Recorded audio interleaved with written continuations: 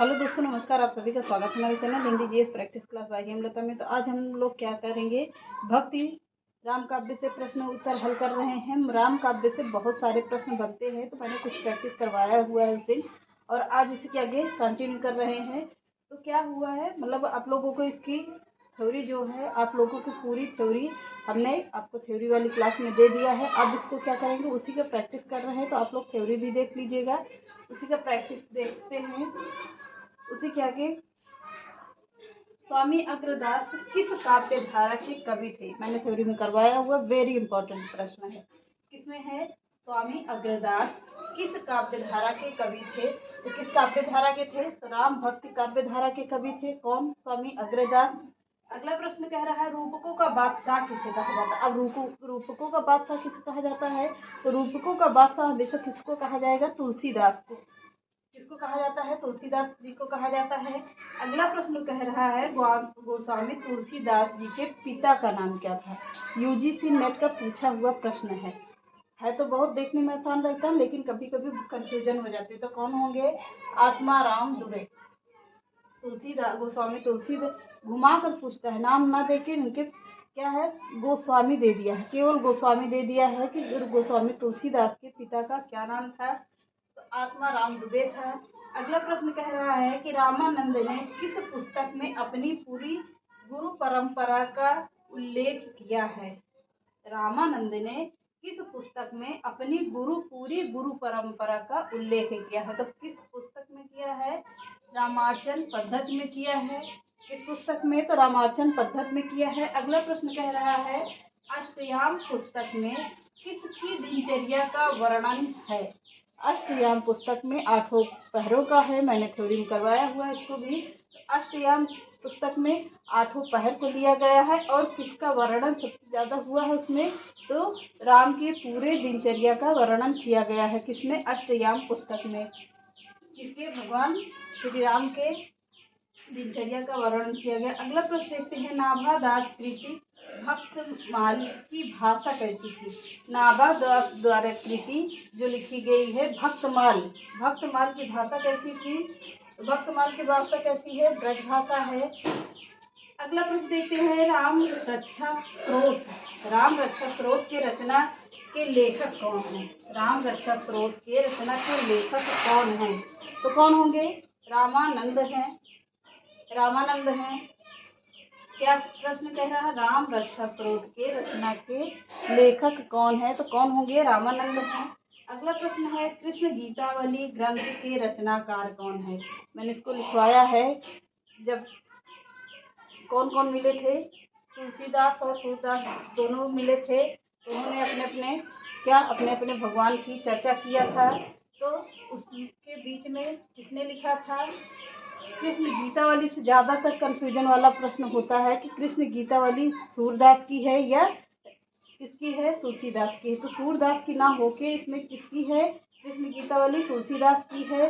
बाकी श्री कृष्ण से जितने भी संबंधित रचनाएं लिखते थे, तो कौन लिखते थे? सूरदास जी लिखते थे। लेकिन यह रचना किसने लिखी है? कृष्ण गीतावली तो तुलसीदास ने लिखी है। अगला प्रश्न देखते हैं, तुलसीदास किस दार्शनिक मत के भक्त थे? तुलसीदास जी किस दार्शनिक मत के भक्त थे? किसके? तो विशिष्टाद्वैतवाद के भक्त थे। किसके? तो तुलसीदास जी दार्शनिक मत के भक्त थे। किसके? तो विशिष्ट द्वैतवाद के भक्त थे। अगला प्रश्न देखते हैं, इसको देखिएगा, वेरी इंपॉर्टेंट प्रश्न है सभी सब। आगे देखते हैं,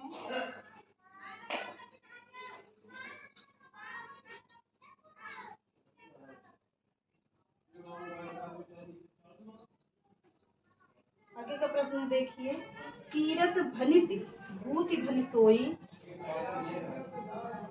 रचना है। कीरत भनित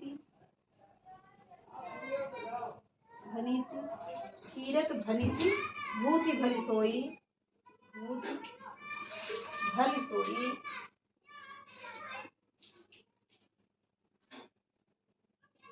कीरत भनित भूति भली सोई। अगली लाइन लिखिए, सुरसर सम सब कर हित होई। सुरसर सुरसरी सब सम सब सम सब कह हित होई। कह हित होई। अब यह लाइन तुलसीदास की इस पंक्ति में से कौन सा काव्य प्रयोजन का स्पष्ट है? अगला ऐसे ही लिखिएगा। तुलसीदास तुलसीदास ये लाइन है, पूछी जाती है तो किसने कहा है कि इस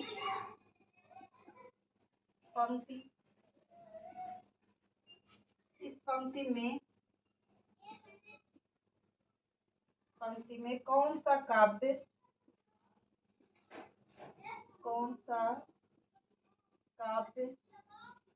प्रयोजन है? काव्य प्रयोजन है।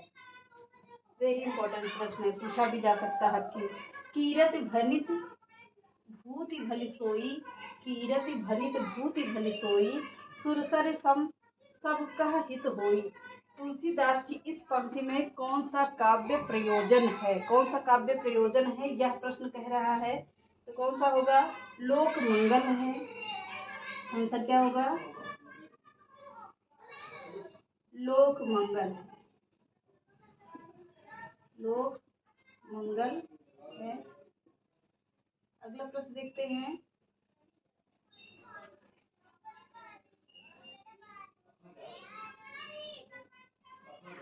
रामचरितमानस के ज्ञान दीपक प्रसंग किस कांड में वर्णित है? अगला प्रश्न है, रामचरितमानस के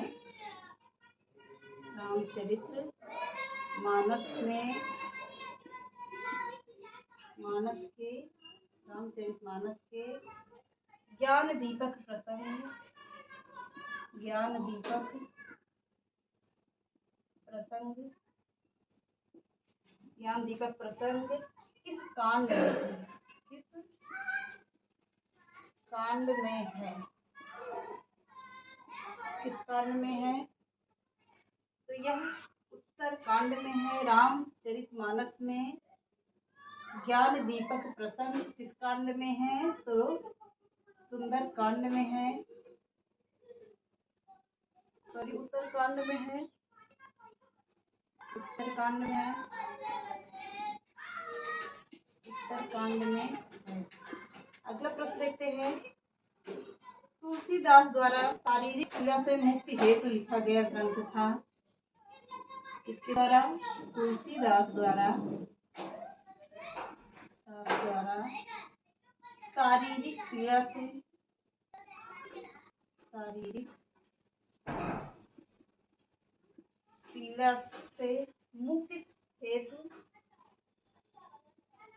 मुक्ति हेतु लिखा गया ग्रंथ है। मुक्ति हेतु लिखा गया ग्रंथ है।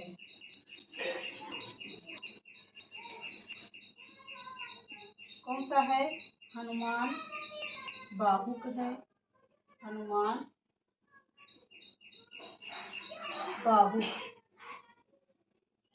बाहुक है। अगला प्रश्न देखते हैं। सभी प्रश्न इम्पोर्टेंट है तो देखते रहिएगा। रामचरितमानस से किस संवाद का संबंध नहीं है? रामचरितमानस से किस संवाद का संबंध नहीं है?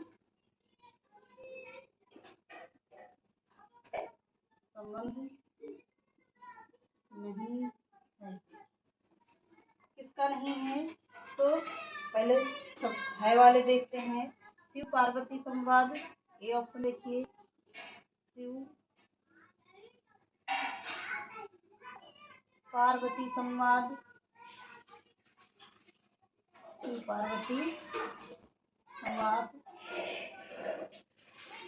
अगला है याज्ञवल्क्य भारद्वाज संवाद। बी ऑप्शन में लिखिए याज्ञवल्क्य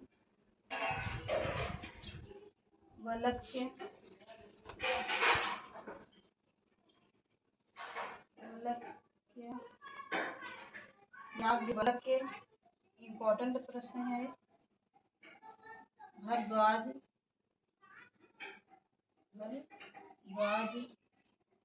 याज्ञवल्क्य भारद्वाज संवाद। सी ऑप्शन लिखिए राम सीता संवाद। राम सीता संवाद। अगला देखिए काक भुसुंडी गरुड़ संवाद। ऑप्शन काक भुसुंडी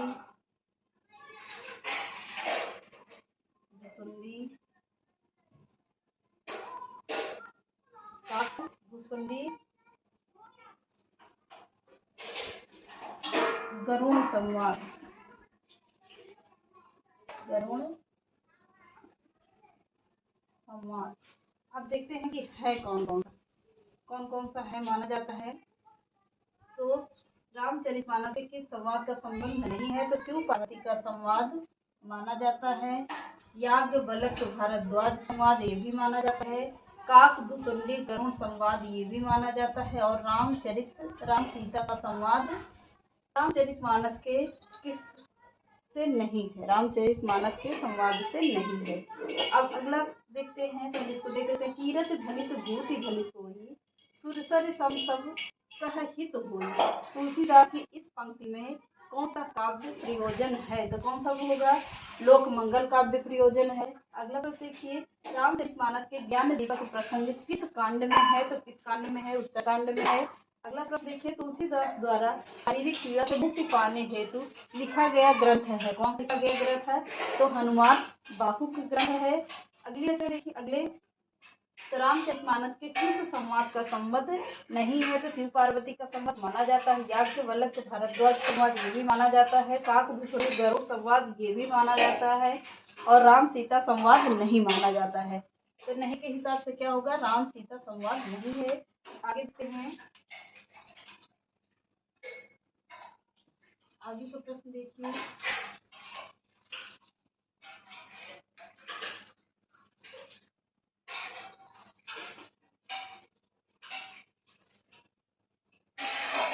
देखिए अंगद पैज की रचना किसने की थी। अंगद पैज की रचना किसने की थी,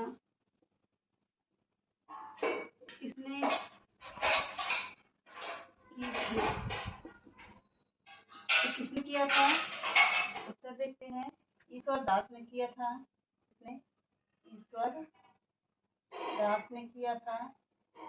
अगला प्रश्न देखते हैं सूरदास जी को जीवनोत्सव का कवि किसे कहा है। सूरदास जी को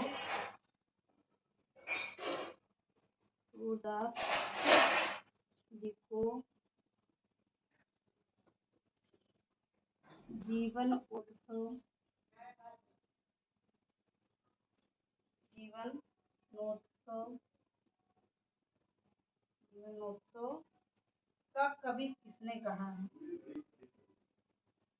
का कवि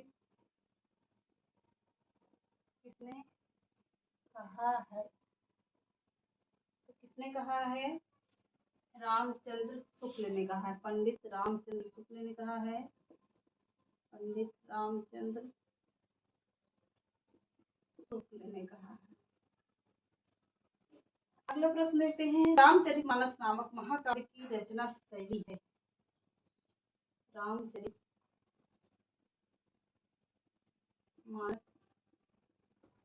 की रचना शैली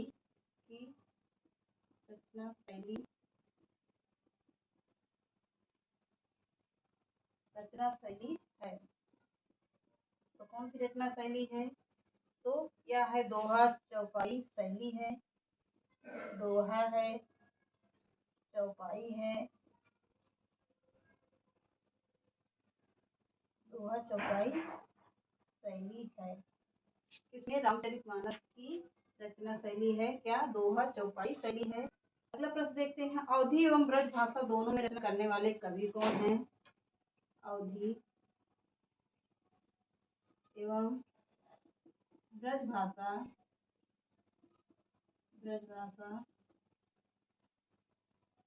दोनों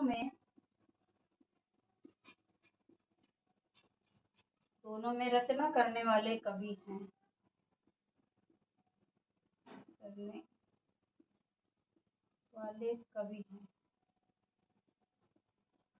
रचना करने वाले कवि हैं तो कौन है? किसे माना जाता है? तुलसीदास जी को माना जाता है। किसे? तुलसीदास जी को। तो देखते हैं अंगद पैज की रचना किसने की थी? तो अंगद पैज की रचना किसने किया है? ईश्वर दास ने किया है। अगला प्रश्न है सूरदास जी को जीवनोत्सव का कवि किसने कहा है? तो पंडित रामचंद्र शुक्ल ने कहा है। रामचंद्र शुक्ल ने। अगला प्रश्न है रामचरितमानस की रचना शैली कैसी है? तो दोहा है, चौपाई शैली है, दोहा और चौपाई में शैली है। अगला प्रश्न है अवधी एवं ब्रज भाषा दोनों में रचना करने वाले कौन से कवि हैं? तो तुलसीदास हैं। चलिए आज के सेशन को यही समाप्त करते हैं। चैनल पसंद आए तो लाइक कर दीजिएगा, सब्सक्राइब कर दीजिएगा और ज़्यादा से ज़्यादा लोगों को शेयर करना। नमस्कार।